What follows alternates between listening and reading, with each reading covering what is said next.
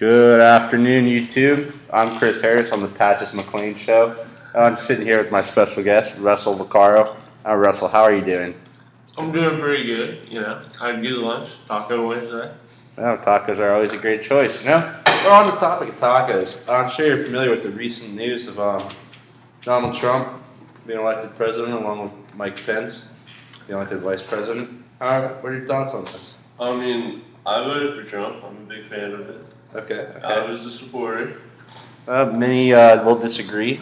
Absolutely. Many will also agree. But we'll leave that up to the audience to decide. Now, while we're on this topic, I suppose since you voted for Trump, as you mentioned earlier, you're familiar with his policies. Yeah, for the most part. You are? What do you do for the most part? Is there anything you're not familiar with? Yeah, I'm not huge into politics, but for the most part, I get the gist of it. Okay. I have to ask you to talk a little bit more into the mic. I'm not sure if we're having trouble recording. But yeah, so Trump's main thing is he wants to strengthen our border security. Remember? Yeah. His plans for that. You know what those plans are, correct? Yes, I did. To build a wall. Yeah, build the wall. Now, what are your thoughts on this wall? Do you support it? It depends how expensive it's going to be and if he could actually get Mexico to pay for it like he says he could.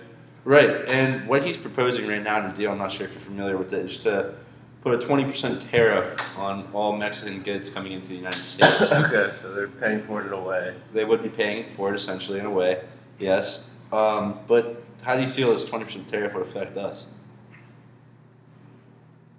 It would make things harder, like, there'll be less out there because they'll be more reluctant to send stuff our way. Yeah, so do you think it'll make the prices of Mexican goods increase? Yeah, it definitely would because... You're a business major, correct? Yeah. So a 20% tax increase would correlate to a 20% price increase? It would usually, yeah.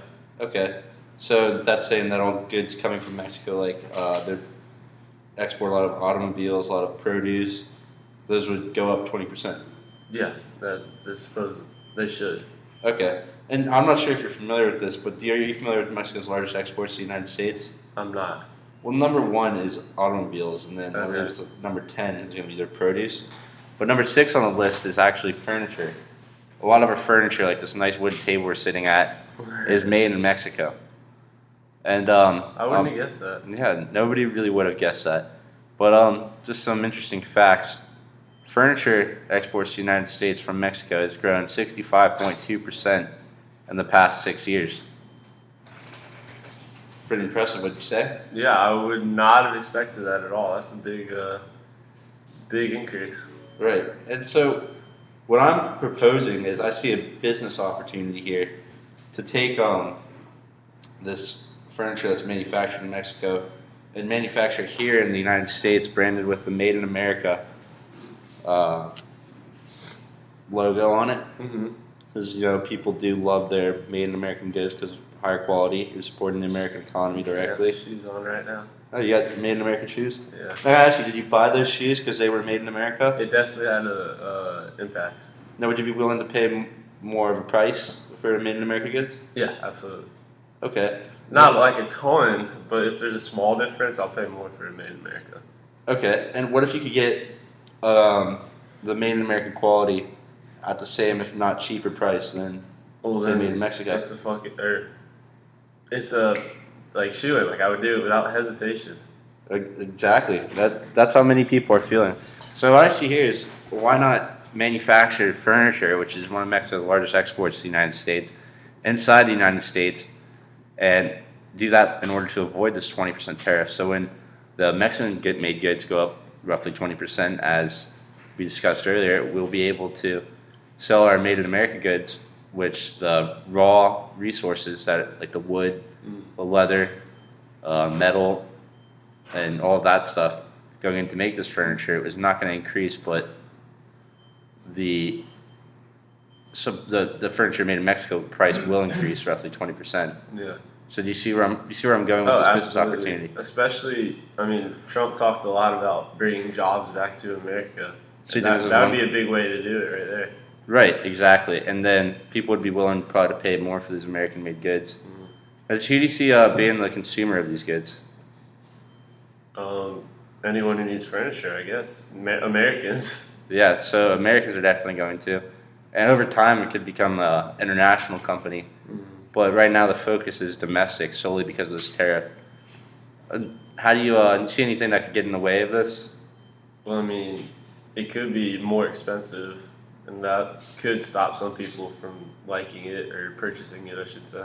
So, do you think like branding would be like an issue? Like we need to brand it as made in American? Yeah, so everyone knows that's why it's a little more. Okay. So, getting the message out there that's made in America would be definitely a number one goal of the company. Absolutely. Sets it apart. What do you think about once the tariff ends? Do you think that could affect us in any way? I mean, it definitely could, but if you set yourself up in a good position already, then you could battle through it, I guess, or keep having success. Okay, I see where you're coming from. Now, we talked about the who, is the who being who our consumers going to be, which is going to be Americans, but inevitably it could be people in other countries too. Absolutely. And your family owns a furniture store, didn't you say that earlier? Yeah, yeah. Okay, and how much of your goods are made in the United States compared to those made overseas? Not very much is made in America compared to overseas. Okay. You gotta save money. Okay, that's totally understandable. Yeah, I mean, you wish you could do it the other way, but it's not always realistic. Right. So, you think that your parents would be buying? They would if they had the opportunity to buy made in America for the same cost, or maybe a little more, or possibly even a little less. You think they would go for it? Absolutely. Absolutely. Yeah, without hesitation. And they would break the ties that they had with those companies that were over in Mexico. Yeah, I mean, as hard as that is to do, they would do it. Okay, I see where you're coming from. So, what about once this tariff ends? Would you see them continuing to buy these American-made goods? If they were good, like well-made goods, and the prices were comparable, if not a little more, then yeah, definitely. So, the things that we're going to need to look on is going to be the quality of the goods is going to be one thing that we're going to need to really, really focus on, as well as the branding. I'm sorry. No, Can I get you water? Yeah, thanks. Okay, I'll grab you water really quick.